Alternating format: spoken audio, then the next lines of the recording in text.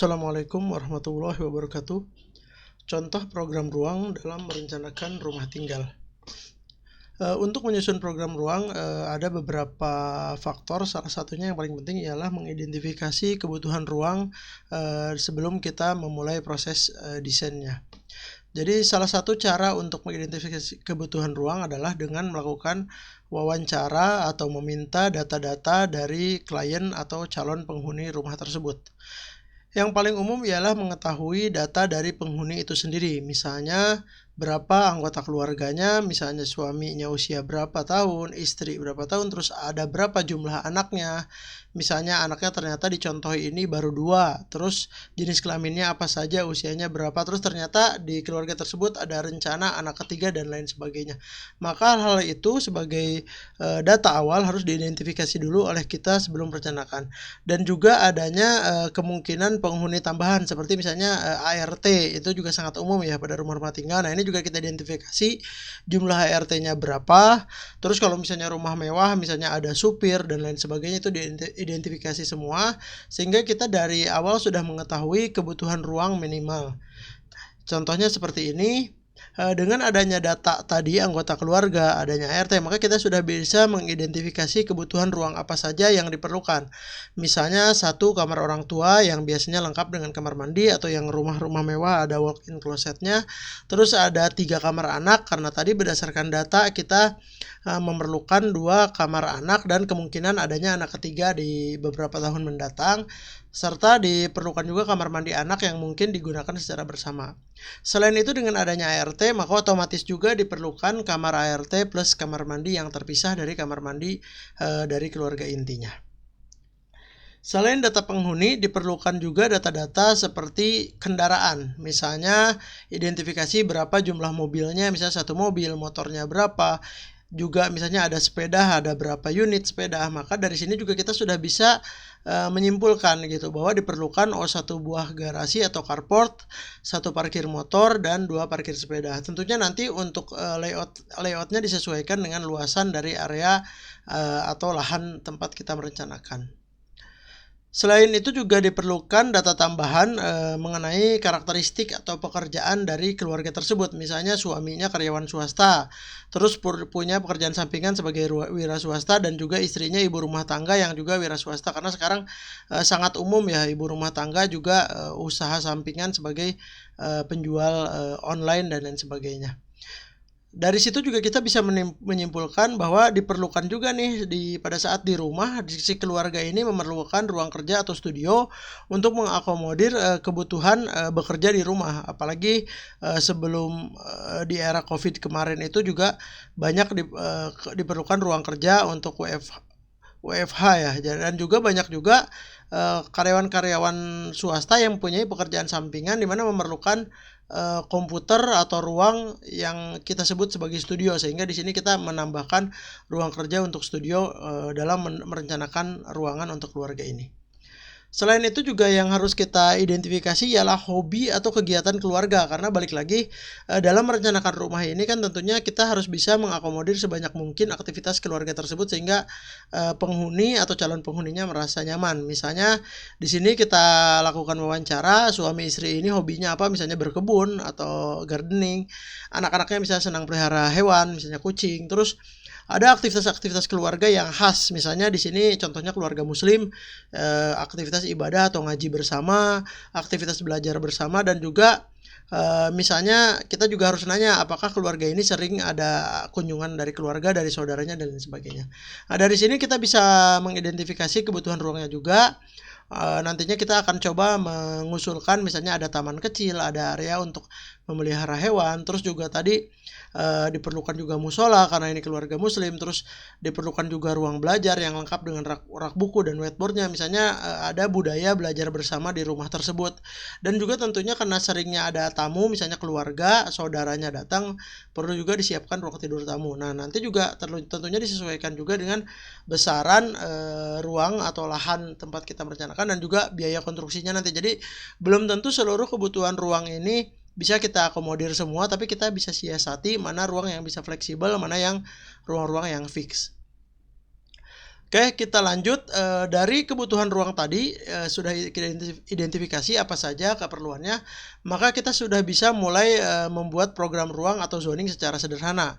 Misalnya ini sebuah lahan, ada ruang terbuka hijaunya misalnya di depan dan belakang atau garis sempadan bangunan, maka kita bisa mengklasifikasikan aktivitasnya. Misalnya lantai 1 kita fokuskan untuk kegiatan-kegiatan keluarga, jadi sifatnya yang kegiatan bersama seperti ruang keluarga, ruang makan, nanti ada dapur dan lain sebagainya, juga area servis. Terus lantai 2 kita nanti akan fokuskan misalnya untuk istirahat tadi, untuk mengakomodir kamar-kamar tidur. Tadi ada banyak, baik untuk orang tua, untuk anak dan lain sebagainya, kita fokuskan ke lantai 2 untuk istirahat. Dan yang terakhir kalau memang anggarannya lebih atau misalnya areanya memungkinkan, di atasnya kita bisa menambahkan area untuk ruang hobi. Tadi kan ada hobi berkebun dan lain sebagainya, ini kita bisa tambahkan semacam taman atau roof garden. Nah, dari sini kita bisa uraikan masing-masing per lantainya kira-kira komposisi program ruang atau zoningnya seperti apa. Yang pertama kita masukin lantai dasar ini, tentunya tadi ada kebutuhan untuk kendaraan, ada carport, ada teras, ada rak sepatu, ada ruang keluarga, ruang makan dan pantry, kamar anak yang sekaligus kamar tamu, ada kamar mandi bersama, ada dapur, dan tentunya area servis untuk ART serta area cuci dan jemur. Kebetulan klien di sini pengennya area cuci dan jemurnya agak di luar gitu, bukan di atas dak seperti pada umumnya. Nah, langsung dari kebutuhan ini kita masukin ke program ruangnya. Jadi yang pertama ini carport, terus ada akses untuk pejalan kakinya masuk. Nah, nomor 2 ini teras dan rak sepatu. Jadi kebetulan kliennya menginginkan ruang untuk penyimpanan sepatu yang berupa khusus gitu, berupa ruangan, tidak hanya rak-rak, takutnya khawatir berantakan itu. Jadi ruang untuk penyimpanan sepatu khusus di dekat teras, baru masuk ke ruang keluarga. Nah, di sini di nomor 3 ini kita gabungkan open plan ya, seperti pada umumnya. Jadi ruang keluarga plus ruang makan dan adanya pantry kecil untuk misalnya untuk cuci tangan, ada untuk kopi, bikin kopi, terus ada misalnya kulkas dan dispenser. Terus juga ruang keluarga ini menghadap ke belakang, kebetulan pengen privacy tinggi si kliennya, jadi menghadap ke taman belakang. Terus di dekat situ ada kamar anak. Nah, jadi di bawah ini memungkinkan kamar anak yang sekaligus menjadi kamar tamu. Jadi sehari-hari jika tidak ada tamu berarti sebagai kamar anak, tapi kalau misalnya sewaktu-waktu ada tamu maka nanti bisa digunakan sebagai ruang tamu. Jadi tidak mengganggu privasi di lantai 2. Nah, di sini didekatkan dengan kamar mandi, yang kamar mandinya fleksibel, tentunya bisa untuk keperluan keluarga, untuk kamar juga kalau nanti ada tamu. Terus nomor 6 ini adalah dapur. Dapurnya tentunya sangat sedekat mungkin dengan ruang makan atau ruang keluarganya. Terus area nomor 7 ini adalah area untuk ART. Jadi nanti kamar ART, kamar mandinya, dan ruang setrika dan lain sebagainya di situ. Nah, di area servis atau area ART ini terkoneksi ke dapur dan memiliki akses langsung dari depan. Jadi dia ada secondary entrance melalui area cuci dan jemur. Jadi masuk ke area servis, punya pintu terpisah ke kamar ART. Jadi ART ini kalau sewaktu-waktu si penghuninya keluar kota, area keluarganya bisa ditutup dan ART punya akses sendiri di sisi yang lain gitu. Jadi tidak melalui pintu utama tapi melalui pintu samping. ART bisa langsung mengakses ke dapur. Jadi area servis kita taruh di depan. Tapi tentunya nanti secara arsitektur disiasati supaya tampilannya tidak terlalu terlihat seperti area servis. Jadi taman di depan ini nanti mungkin kemungkinan dibagi 2, ada area tamannya dan juga area untuk cuci dan jemur. Oke, kita lanjut ke lantai 2 melalui tangga. Kita lantai 2 ini tadi fungsinya fokus ke fungsi-fungsi yang sifatnya untuk istirahat dan lebih private. Jadi di sini kita masukin dari tangga ini masuk ke musola. Jadi nomor 1 ini musola. Jadi pada saat tangga ini naik ke lantai 2 langsung ketemu dengan area bersama yaitu musola, dan sekaligus berfungsi sebagai ruang belajar bersama. Jadi tadi sebagaimana diinfokan tidak selalu semua ruangan kita akomodir, tapi bisa juga ruang-ruang yang dipakai bersama seperti musola sekaligus ruang belajar bersama. Terus di depan ini ada kamar anak, dua kamar anak, jadi sudah 3 kamar anak dengan tadi di lantai dasar. Dan juga ada kamar mandi khusus untuk anak, jadi kamar mandinya bersama ya, satu kamar kamar mandi untuk beberapa anak. Dan yang paling nomor 4 ini di belakang, karena ingin privasi tinggi si keluarga ini, ruang kamar tidur utama yang lengkap dengan kamar mandi ditempatkan di belakang menghadap ke view taman belakang. Sementara kamar-kamar anak ditempatkan di depan, view-nya ke jalan dan ke taman depan. Dan ini juga tergantung kebutuhan ya, bisa ditukar atau di switch. Jadi yang kamar utamanya ini bisa ditaruh di depan dengan kamar mandinya, dan sebaliknya kamar anak bisa ditempatkan di belakang. Ini sangat fleksibel tergantung kebutuhan atau karakteristik penghuninya seperti apa. Lanjut ke lantai 3, naik tangga lagi. Ini tadi yang ruang sifatnya hobi, kita fokuskan ke ruang kerja. Jadi naik tangga masuk ke ruang kerja atau studio kecil. Tadi siapa tahu keluarganya ini punya beberapa pekerjaan sampingan seperti berwira swasta, atau misalnya mengajar secara online atau rapat online pakai video conference. Jadi ini semacam ada studio dan ruang kerja, tentunya ada komputer, internet dan lain sebagainya. Dan di sini berbatasan dengan taman kering. Nah, tadi untuk mengakomodir hobi-hobi keluarga seperti berkebun, misalnya bisa juga digunakan untuk suatu waktu kumpul-kumpul bersama outdoor, bisa juga untuk istilahnya olahraga gitu. Jadi di rooftopnya ada roof garden kecil untuk aktivitas hobi-hobi dari keluarga itu sendiri. Nah, dari sini kita masukkan ke isometri denah. Jadi kira-kira visualisasi denahnya seperti apa. Nah, ini kurang lebih denah yang diusulkan. Jadi lantai 1 masuk ini untuk penghuninya masuk ke pintu utama. Jadi di situ di sebelah kanannya ada taman, jadi terpisah dengan area service dengan area penghuni.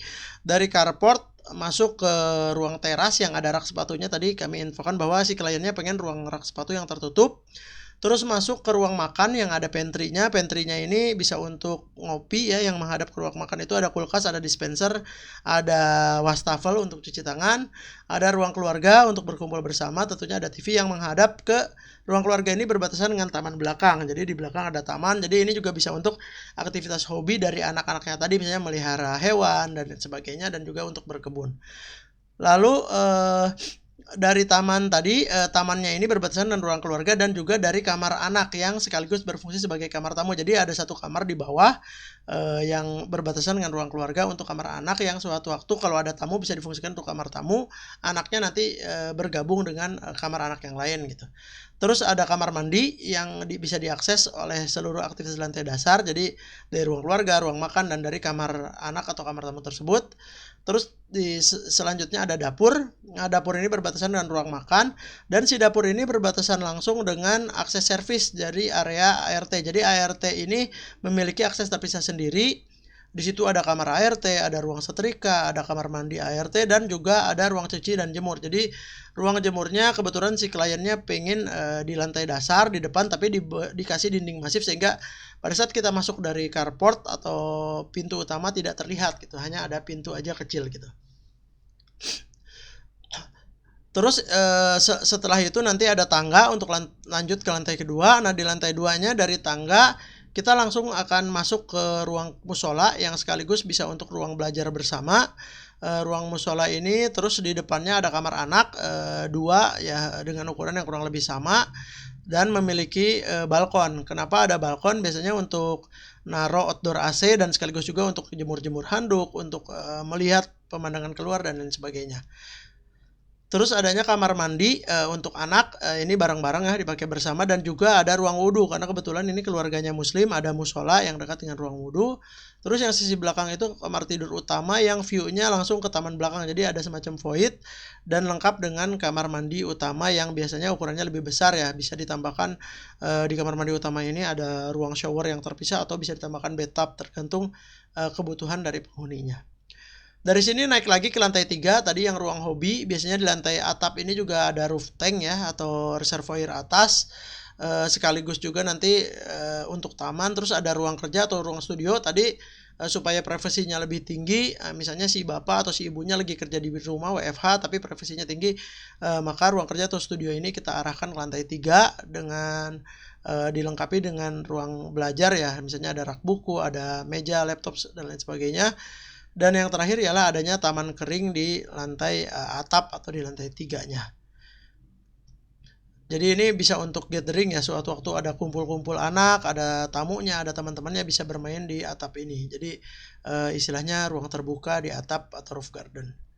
Demikian materi mengenai program ruang pada rumah tinggal. Mudah-mudahan bermanfaat. Terima kasih. Wassalamualaikum warahmatullahi wabarakatuh.